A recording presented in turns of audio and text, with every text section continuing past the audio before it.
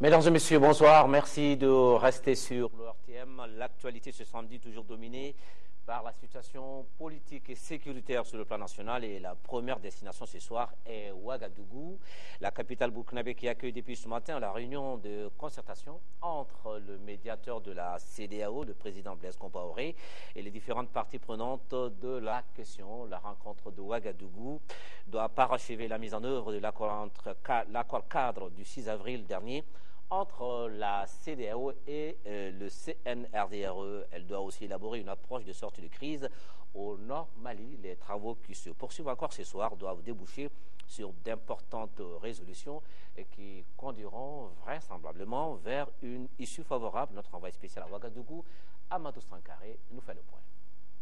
Une délégation malienne forte d'environ 100 personnes, composée de leaders politiques, de la société civile, des autorités religieuses et traditionnelles, des membres du CNRDRE qui s'est retrouvée à la même table dans la salle de conférence Ouagadémil.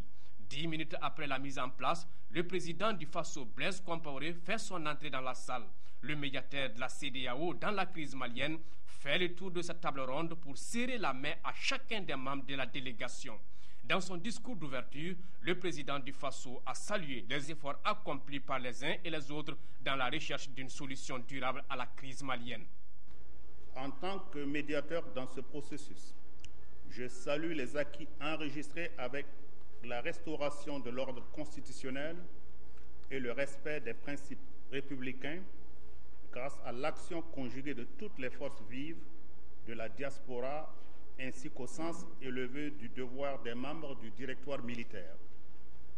Je saisis cette occasion pour rendre un hommage mérité aux leaders religieux et traditionnels, aux acteurs politiques et sociaux qui ont pris une responsabilité particulière pour le retour à la paix et à la stabilité au Mali. J'adresse mes vives félicitations au président Diankounda Traoré et lui renouvelle le soutien du Burkina Faso dans l'accomplissement de sa lourde mission au service de la paix et de la stabilité du Mali. Cette réunion de concertation doit parachever la mise en œuvre de l'accord cadre du 6 avril, élaborer une approche de sortie de crise au Nord Mali, assortie d'une feuille de route. Et pour le médiateur, c'est le Mali qui doit compter et encore le Mali. Je souhaite qu'au cours de la présente réunion, nous puissions donner une impulsion forte à la dynamique instaurée pour une sortie définitive des crises. Aujourd'hui, plus qu'hier, ce qui doit compter dans l'action de tous, c'est le Mali. Ce qui doit orienter et guider les réflexions de tous, c'est encore le Mali. C'est pourquoi il nous importe d'œuvrer à rassembler toutes les parties et à les mobiliser autour des objectifs de la transition. Aujourd'hui, tous sont mobilisés pour aider le Mali. La communauté internationale, très attachée au retour de la paix, apportera sans réserve son soutien au rétablissement de la stabilité menacée par la rébellion armée dans le Nord et dont les conséquences sont désastreuses au plan socio-économique et humanitaire. Aujourd'hui, tous restent unanimes que le Mali doit être mis avant toute chose. La rencontre de Ouaga se poursuit encore ce soir ici à Bamako, est organisée ce matin. Une rencontre organisée par les responsables du Rassemblement pour le Mali, le RPM. Sujet retenu pour le débat, le contenu de l'accord cadre CNRDRE, CEDEAO, la situation dans le nord du pays et l'organisation de la transition, des échanges fructueux qui ont permis aux leaders du RPM de mettre au même niveau d'information les militants du parti sur ces grandes questions de l'heure. C'est un reportage de Amadou Ouattara. Quel est le contenu de l'accord cadre signé entre la CEDEAO et le Mali? Tel est l'objectif de cet espace d'échange entre les responsables du Rassemblement pour le Mali RPM et leurs militants. Par rapport à cet accord, le parti du Tisserand a, au cours de cette rencontre, défini clairement sa position. L'accord cadre est un axe juridique extrêmement important qui permet alors en ce moment-là d'organiser la transition. Et nous souhaitons que l'accord cadre soit accepté par tout le monde et qu'il soit même intégré dans l'ordre interne du Mali par une ratification. Occasion pour le président du parti Ibrahim Boubacar Keïta d'inviter ces militants à resserrer davantage les rangs avant d'ajouter que le RPM a toujours donné son point de vue par rapport à la gestion des affaires de l'État avec courage et sans complexe. Quand il fallait défendre la démocratie, quand il fallait dire que la gestion du Mali était de type néo-patrimonialiste, nous fûmes seuls. Quand il a fallu dire non aux accords d'Alger, nous fûmes bien seuls. Accords dont nous sommes quelque part victimes aujourd'hui. Car quand on dégarnit ces postes de défense dans le septentrion, on ouvre la voie à l'occupation de ces postes-là par d'autres. Et si l'on voit l'extrême mobilité de ces soi-disant rebelles, on comprend que les points d'appui que nous avons libérés ont été réoccupés et bien réoccupés et équipés. Au sortir de cet espace d'échange, les militantes et militants du RPM ont félicité leurs responsables pour la tenue de cette rencontre qui les a permis d'être édifiés sur les problèmes de l'heure que connaît notre pays. Même sujet débattu au cours d'une autre rencontre, c'était également ce matin à l'initiative cette fois-ci de la coalition patriotique pour le Mali. Selon les membres de cette organisation, la future transition au Mali doit être dirigée par des technocrates à même de mettre en place des institutions très fortes. En ce qui concerne la situation dans le Nord, la coalition patriotique pour le Mali rejette l'envoi des troupes de la CEDEAO pour reconquérir les villes occupées par les bandits armés. Nous faisons le point avec Bourama Traoré. Au problème malien des solutions maliennes. En effet, la coalition patriotique pour le Mali CPM s'oppose à l'envoi des troupes de la CEDEAO pour régler la crise sécuritaire au nord du Mali. Une position clairement exprimée au cours d'une conférence débat. Pour l'un des conférenciers, l'armée malienne a surtout besoin de la logistique pour reconquérir les villes du nord occupées par les bandits armés. La CPM a montré qu'on n'a pas besoin d'hommes venant de la CEDEAO. Nous avons assez suffisamment de militaires compétents ici, donc on n'a besoin que de la logistique et de la formation pour confronter ce problème du Nord. Outre le problème du Nord, quelle transition et institution pour un Mali démocratique? Sur cette question, les avis ne sont point partagés. Conférenciers et participants, tous s'accordent sur le choix des hommes valables pour diriger la future transition. D'abord, un gouvernement de consensus, un gouvernement d'union nationale qui comprend des vrais technocrates, des vrais patriotes et ayant les compétences avérées pour vraiment gérer la transition. Donc un gouvernement qui sera basé uniquement sur le côté intégrité, patriotisme et compétences et non sur nécessairement l'appartenance politique. Ces critères seront-ils retenus pour la composition de la nouvelle équipe de transition? À la CPM, l'on est convaincu que la construction d'un Mali nouveau passera par là, forcément. Mobilisation également du côté du Forum pour un autre Mali. Au cours de sa rencontre tenue aujourd'hui, les débats étaient centrés sur la CEDEAO avec cette question: obéit-elle aux principes démocratiques dans les pays membres de l'espace et quel est son rôle dans la gestion de la présente crise malienne? Nous écoutons ces propos de Aminata Draman Traoré. Elle est la présidente du Forum pour un autre Mali et elle est au micro de Amadou Ouattara. Et nous nous posons des questions parce qu'il n'est pas évident que tous les Maliens sachent ce qu'est la CEDEAO et les principes politiques, les exigences de cette organisation en matière de démocratie. Se vérifie-t-il au niveau de l'organisation elle-même? Parce qu'il n'est pas acceptable qu'une organisation qui regroupe 15 chefs d'État et s'impose avec force, décide avec la rapidité à laquelle nous avons assisté d'imposer un embargo. Et ce n'est pas le fait de son intervention. C'est la légitimité de cette intervention. On me dira que le Mali est signataire, le Mali fait partie de la CEDEAO. Mais vous voyez comment cette démocratie exemplaire qui s'est écroulée avec une telle facilité, cela veut dire que les fondements n'étaient pas si solides. Cette crise malienne est un défi à la démocratie. Nous devons nous donner les moyens de repenser une nouvelle pensée politique, une nouvelle culture politique. Mais cela n'est pas possible à l'intérieur du Mali si le Mali est lui-même pris en otage et par une organisation dont nous ne savons rien. C'est pour ça que l'intitulé de ce débat de ce matin, c'est « Où est la CEDEAO des peuples ?» Nous voyons la CEDEAO des chefs d'État à l'œuvre. Si nous ne sommes pas contents de la manière dont les affaires sont gérées ici, rien ne dit que dans ces autres pays, les peuples sont contents de la gestion de ces affaires.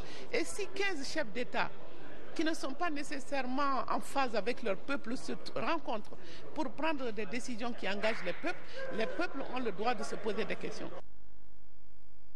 Il y avait ce matin du monde à la grande mosquée de Bamako, dans ce lieu saint. Le groupement des leaders musulmans du Mali organisait une journée de solidarité en faveur des populations des 3 régions du Mali occupées par des bandits armés. Les nombreux guides spirituels qui avaient répondu présents ont, avec les fidèles venus également en masse, procédé à des séances de lecture du Saint-Coran.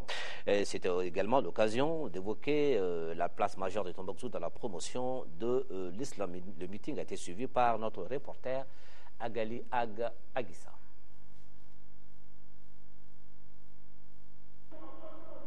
Le bateau Mali a besoin d'un coup de main de tous ses passagers pour mieux flotter.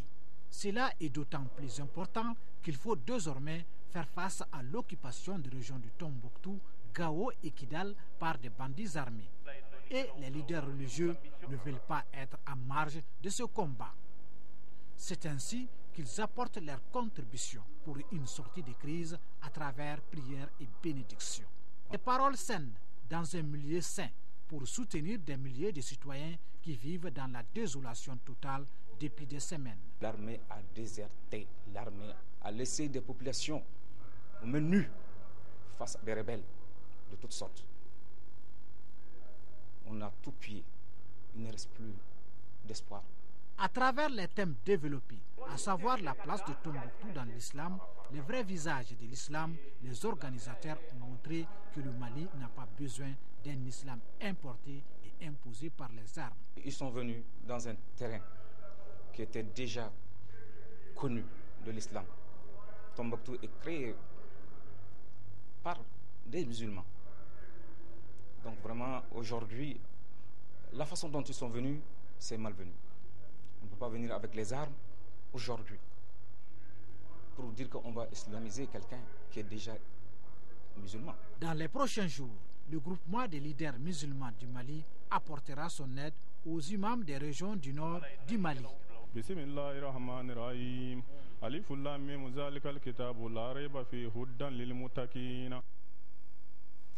Et puis ce communiqué qui vient de nous parvenir suite au décès du premier président de la République algérienne, Ahmed Ben Bella.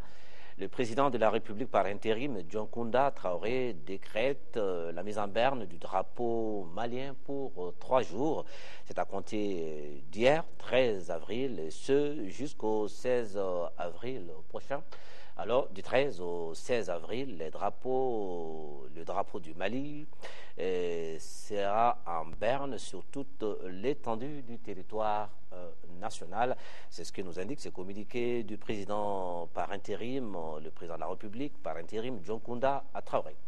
Assemblée générale de l'Union nationale des femmes musulmanes du Mali, UNAFEM, c'était ce samedi au siège de la structure. La rencontre a permis à l'UNAFEM d'informer et de sensibiliser ses membres sur l'actualité nationale tout en leur demandant de prier pour le retour de la paix dans notre pays. C'est un reportage de Salima Tandao.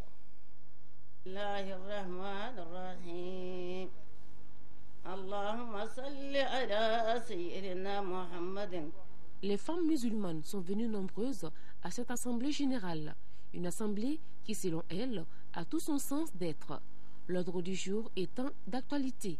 À cette rencontre, il a été question d'informer et de sensibiliser les membres de l'Union à prêcher le pardon et l'union partout où elles peuvent pour que le Mali redevienne comme il était. Nous, femmes musulmanes du Mali, dénonçons la partition de notre territoire national qui est un et indivisible. Nous dénonçons les exactions perpétrées sur la population des régions du Nord. Nous proclamons haut et fort que l'islam est une religion de paix, de cohésion, de tolérance et d'amour. il attache une importance particulière à la femme. Notre prophète Mohammed sallallahu alayhi wa sallam, lors de son dernier sermon sur le mont Arafat, a insisté sur la protection de la femme.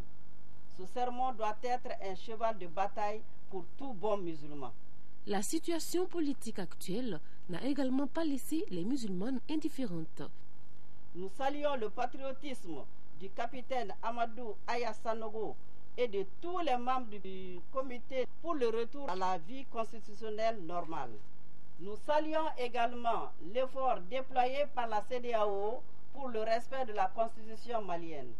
Avant de lever la séance, les femmes présentes à cette rencontre ont prié Allah le Tout-Puissant pour le retour de la paix dans notre pays, pour le respect de l'intégrité territoriale et pour la réconciliation des cœurs et des esprits de tous les Maliens. Voilà les femmes musulmanes du Mali qui priaient donc pour le retour de la paix dans notre pays. Et l'élan du cœur qui commence à se manifester pour les populations maliennes du Nord. Une caravane humanitaire a pris à la direction des villes assiégées, des vivres, des médicaments, mais également plusieurs articles collectés par l'association humanitaire Cris de cœur, un geste d'altruisme, de solidarité, et qui va certainement donner une bouffée d'oxygène à nos frères et sœurs qui vivent depuis des semaines le martyre. Le convoi humanitaire de Cris de cœur a pris le départ en présence de notre reporter Isaac Thienou. Apporter un soutien aux populations du nord du Mali, telle est la raison de ce convoi humanitaire. Une première initiée par Cris de cœur qui a collecté des vivres et médicaments pour les populations qui en ont plus que besoin. Cris de cœur a mis en place un dispositif, a réussi à mobiliser tout ce que voici et a réussi à rendre concret et réalisable cette mission qui va ouvrir le corridor humanitaire sur Tombouctou et Gao. Au nom des familles qui n'ont pas les moyens de quitter et qui se remettent à Dieu, nous avons décidé d'agir pour les apporter une assistance, d'agir pour qu'il y ait le plus tôt possible un corridor humanitaire. Cette caravane de l'espoir pour la population du Nord a pris le départ à la Tour de l'Afrique. Tout un symbole et un signal fort de solidarité et d'unité pour Cris de cœur. Le collectif des ressortissants du nord de Sikasso dit non à la partition du Mali et appelle l'ensemble du peuple malien à barrer la route à ceux qui tentent aujourd'hui de remettre en cause l'unité nationale, une position clairement affichée au cours d'un meeting qu'il a organisé ce samedi à la salle Lamissa Bengali en présence des autorités régionales, dont le directeur des cabinets du gouverneur de la 3e région. Correspondance de Sekou Konaté et Amadou Dolo.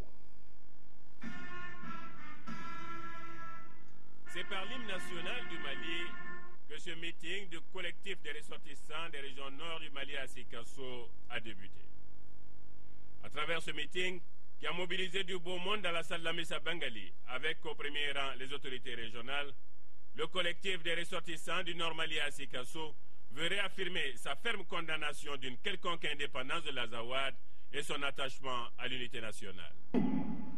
Population de Sikasso, nous, ressortissants du Nord et résidents à Sikasso, nous adhérons et soutenons de toutes nos forces la lutte que mène tout le Mali pour chasser ces bandits armés des régions de Kidal, de Gao, de Tombouctou et de la partie nord de la région de Mopti pour recouvrir l'intégrité de notre territoire, car le Mali est un et indivisible. Le collectif dit non à l'indépendance de l'Azawad. Le Mali est un et indivisible. Battons-nous pour un Mali sont les messages forts qu'on pouvait lire sur les banderoles. Des messages qui illustrent à suffisance la ferme détermination du Corem à barrer la route à ceux qui veulent mettre en mal la cohésion nationale. D'où ces recommandations tirées de la déclaration, dite déclaration de Sikasso. Ouvrir une chaîne de solidarité à l'endroit des populations des localités occupées par les criminels du MNLA et leurs complices d'Acmi et Amsardine. Lancer un mandat d'arrêt international contre les dirigeants de l'organisation criminelle du MNLA installés en France, en Mauritanie et les pays amis du Mali. Minute de silence pour ceux tombés sur le champ de l'honneur, ponctué de la Fatia et l'hymne à la paix ont bouclé ce meeting du collectif des ressortissants des régions nord du Mali à Sikasso. Maintenant, direction Ségou. Là-bas, les ressortissants du Nord ont battu le pavé ce matin. Une marche de protestation contre l'occupation de certaines villes du Mali. Ils ont demandé à ceux qu'ils appellent les frères égarés de déposer les armes et de rejoindre les rangs pour bâtir un Mali uni. Un message remis au gouverneur de Ségou à l'issue de la marche. Nous faisons le point avec Fousséni Samake.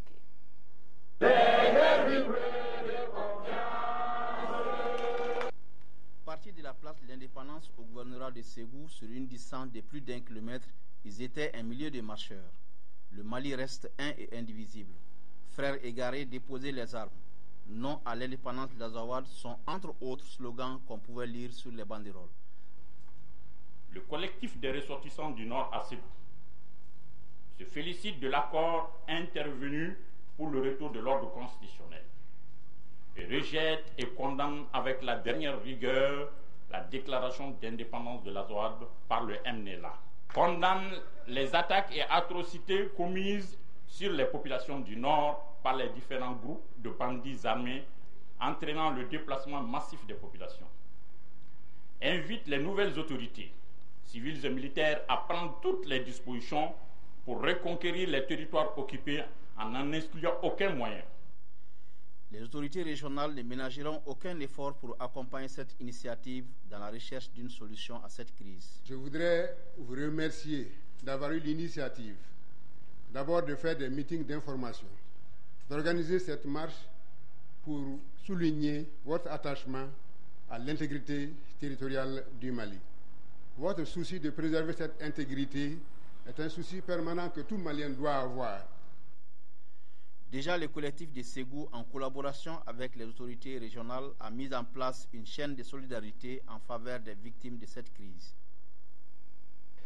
Et nous revenons à Bamako, direction place de la République. Là-bas, s'étaient retrouvés les responsables du mouvement Yerewolo Kene. Devant les journalistes, ils entendaient informer l'opinion publique sur leur appréhension de la crise que traverse le Mali. Nando Dambélé était présent pour l'actualité.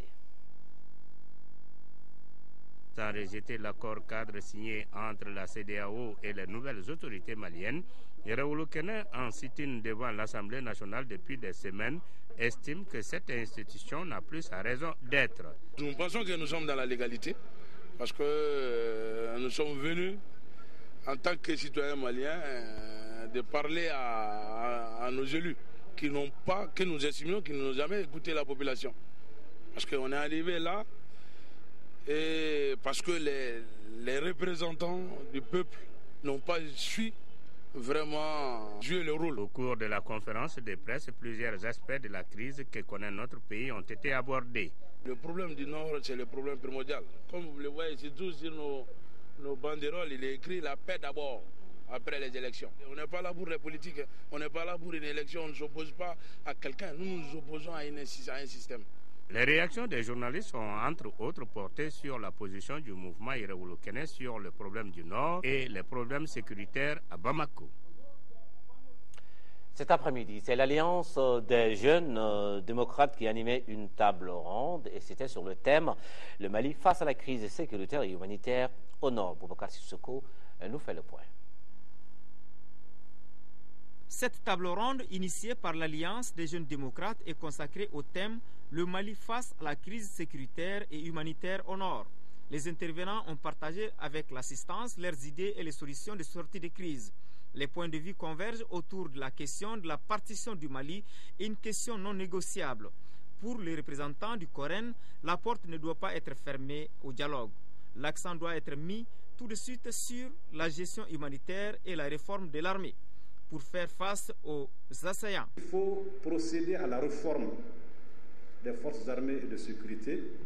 Le mot est souvent mal accepté. Compte tenu de l'expérience que nous avons vécue aujourd'hui, que les gens reçoivent leur formation de base dans ces zones-là. C'est-à-dire qu'il y ait des centres de formation, des écoles de formation dans ces zones désertiques pour que les gens soient préparés à l'avenir La troisième chose et qui nous paraît la plus importante et que tout le monde attend aujourd'hui, c'est de faire des couloirs de passage pour les humanitaires et la société civile. Le point de vue du spécialiste en désarmement est que le renforcement de la démocratie nécessite des forces armées et de sécurité à hauteur de souhait. La sécurité, elle est faite par qui? La sécurité, elle est faite pour qui? Et la sécurité, elle est faite comment? Lorsqu'on arrive à aborder correctement ces trois questions et à leur trouver la solution adéquate, on aura un secteur de sécurité efficace, moderne et républicain. La crise que vit le Mali est une question transversale, abordée par la presse d'une manière professionnelle et patriotique. Nous avons connu une presse patriotique. Imaginez-vous, aucun journal malien n'a publié les photos macabres des massacres d'Aguelong et Btisalit. Personne. Mais c'était de façon délibérée.